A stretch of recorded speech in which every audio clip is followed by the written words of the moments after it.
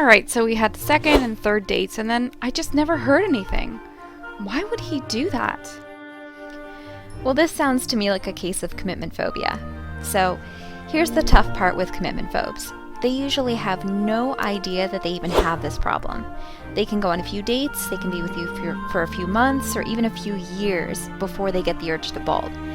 And usually these relationships start out very passionate with an intense connection, and more often than not, it's actually the commitment phobe themselves that's the driving force in moving things along so quickly. And, they could drop hints as early on as the first few dates about marriage or introducing you to their family. They might invite you to go away with them for a weekend or come home for the holidays, and then shortly after, they just drop off the face of the earth. So what's happening here is he probably does like you, but he has a skewed perception of what your expectations are. So while he may have been the one to ask you where you want to get married and what you want to name your kids, now he took the conversation there. And when panic mode sets in, he's going to think that calling you back means that you're going to want to get married, so he's just not going to do it. Now, if you're the one freaking out after 2 or 3 dates and dropping off the face of the earth, I would definitely urge you to say something to your date. You definitely owe them an explanation. It's not appropriate to just drop off the face of the earth. But if you are on the receiving end, next time you encounter a guy who seems to be moving quickly, it's your job to pump the brakes if you want any chance of it lasting. So I know how challenging this can be, especially when there's such a strong connection with someone, but slowing it down and taking the time to just enjoy the process of getting to know each other, just enjoy it as it comes, and you're going to have a much greater chance of lasting love. So I'm on the date, Krista. How should we handle the check?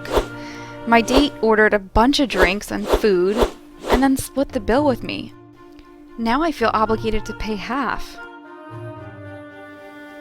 Your best bet is just when you first get there, tell your server that you'd like separate checks at the end. That way there's no awkwardness. But, if things are going well and you'd like to pay more, or you're a guy, you'd like to pick up the tab for your date, that's always fine.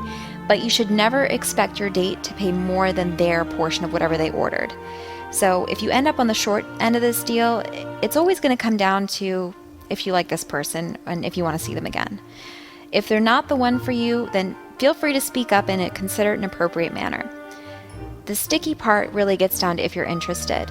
So there's still absolutely nothing wrong with speaking up for yourself, but know that your date might end up feeling awkward or embarrassed, so you might not get that second date. I seem to be exchanging information with the majority of my dates, but I haven't received a call for a second date.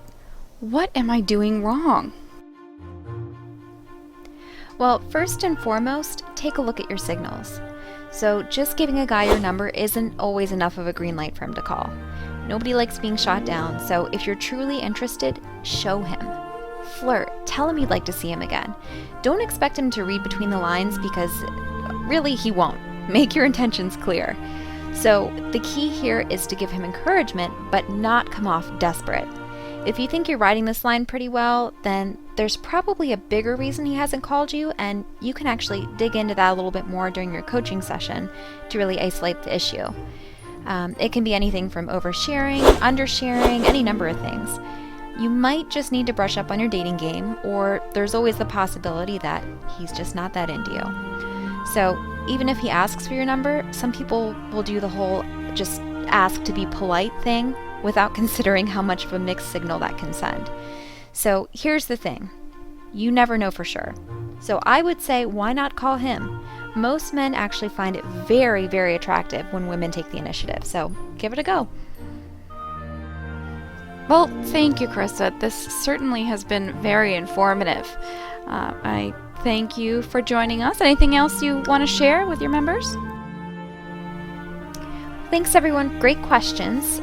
So I'm looking forward to our next session. Any questions you have in the meantime, go ahead and pop them in below, and I'll look forward to answering them in the next session. Thanks again. Ah.